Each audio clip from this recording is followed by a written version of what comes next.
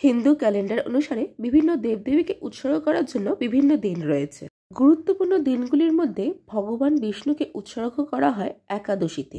মাঘ মাসের কৃষ্ণপক্ষের 11তম দিন হল শততিলা একাদশী।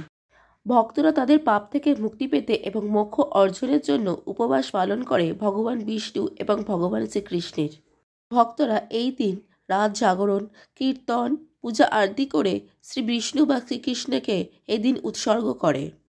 মাঘ মাসের কৃষ্ণপক্ষের 11তম দিনে শততিলা একাদশী পালিত হয়। এই বছর শুভ দিনটি পড়েছে 25শে জানুয়ারি 2025 শনিবার। ষষ্ঠীলা একাদশীর ব্রতকথা। একটি কিংবদন্তি অনুসারে ষষ্ঠীলা একাদশীর ব্রতকথা শুরু হয় একজন ধনী বয়স্ক মহিলার সাথে, যিনি ভগবান বিষ্ণুর ভক্ত ছিলেন। তিনি অত্যন্ত ভক্তি ও নিষ্ঠার সাথে প্রভুর পূজা করতেন। একবার তিনি প্রভুর উপাসনা করার সময় পুরো 1 মাস উপবাস করেছিলেন এবং পোশাক, গয়না, অন্যান্য মূল্যবান জিনিস দান করেছিলেন কিছু মানুষদের, কিন্তু কখনো কাউকে কোনো খাবার বা তিল দেননি। ভগবান বিষ্ণু তাকে খাবারের গুরুত্ব উপলব্ধি করার জন্য একবার ব্রাহ্মণ বেশে তার কাছে উপস্থিত হলেন এবং কিছু ভিক্ষা চাইলেন খাবারের। মহিলাটি রেগে গিয়ে তাকে একটি মাটির স্তূপ দিল। তখন ভগবান বিষ্ণু কিছু না বলেই সেই স্তূপটি নিয়ে চলে গেল। মহিলাটি মারা যাওয়ার পর, স্বর্গে যাওয়ার পর তাকে একটি কুঁড়ে ঘর দেওয়া হলো এবং তার বাইরে একটি আম গাছ দেওয়া হয়েছিল। কুঁড়ে ঘরটি খালি ছিল, তাতে কিছুই ছিল না। সে তা পেয়ে খুব দুঃখ পেল। সে ভাবল, আমি এত পুজো করার সত্ত্বেও আমি আজ এই পেলাম। তখন ভগবান বিষ্ণু তার সামনে উপস্থিত হলেন এবং তাকে বললেন তিনি কখনো কাউকে ব্রাহ্মণদের খাবার দেননি।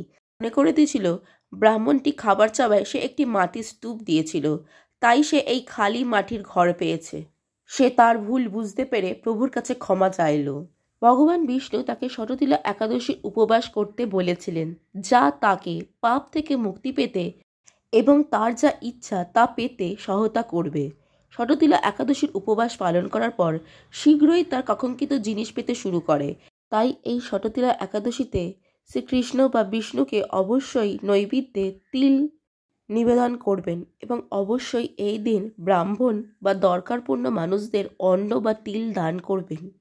অতীতের পাপ থেকে মুক্তি পেতে, জন্ম ও মৃত্যুর চক্র থেকে মুক্তি পেতে ভগবান বিষ্ণুকে সন্তুষ্ট করার জন্য এই শততিলা একাদশীর পালন করা খুবই শুভ। একাদশীর উপবাস করলে সুখ, সমৃদ্ধি, সম্পদ, মুক্তি, আধিক্যতা বৃদ্ধি পায়। তার সাথে সাথে মনে সহানুভূতি ও নম্রতার জাগরণ ঘটে। এখান থেকে জানা যায় সমুদ্র মন্থনের সময় ভগবান বিষ্ণুর ঘাম থেকে উদ্ভূত হয়েছিল এই তিল। তাই এই শততিলা একাদশীতে তিলের ব্যবহার খুবই গুরুত্বপূর্ণ। আজ অবশ্যই তিল দিয়ে চান করবেন, তিল দান করবেন, ভগবান শ্রীকৃষ্ণকে ভোগে তিল দেবেন। দিন উপবাস করলে অতীতের পাপের সাথে সাথে সুখ, সমৃদ্ধি, মানসিক শান্তি আসে। দারিদ্র্যের খাদ্য সামগ্রী, তিল বীজ, কাপড়, মূল্যবান জিনিস দান করলে ভাগ্যের সকল সংকট দূর হয়, নিয়ে আসে সাফল্যতা, সমৃদ্ধি।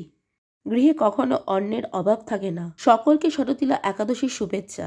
শ্রীকৃষ্ণায় বাসুদেবায় হরয়ে পরমাত্মানে প্রতক্লেশনাশায় গোবিন্দায় নমো নমো। চ্যানেলটিকে সাবস্ক্রাইব করে পাশে থাকবে। রাধে রাধে।